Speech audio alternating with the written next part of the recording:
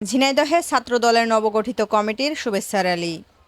বাংলাদেশ জাতীয়তাবাদী ছাত্রদল ঝিনাইদহ জেলা শাখার নতুন কমিটিকে স্বাগত জানিয়ে ঝিনাইদহে শুভেচ্ছা মিছিল হয়েছে।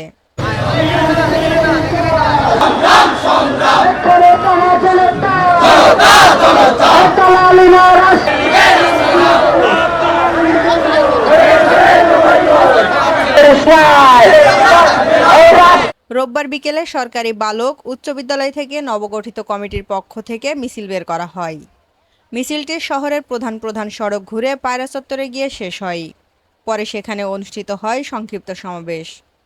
এতে নবগঠিত কমিটির সভাপতি ইমরান হোসেন, সাধারণ সম্পাদক শাহরিয়ার রাসেল সহ অন্যান্যরা বক্তব্য রাখেন।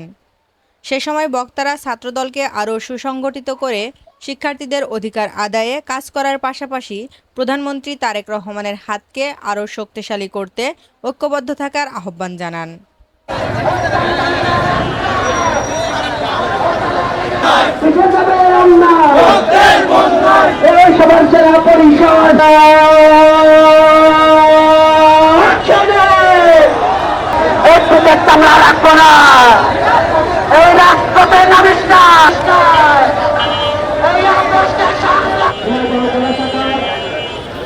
আমাদেরকে সরকার কাছে উপহার দিয়েছেন।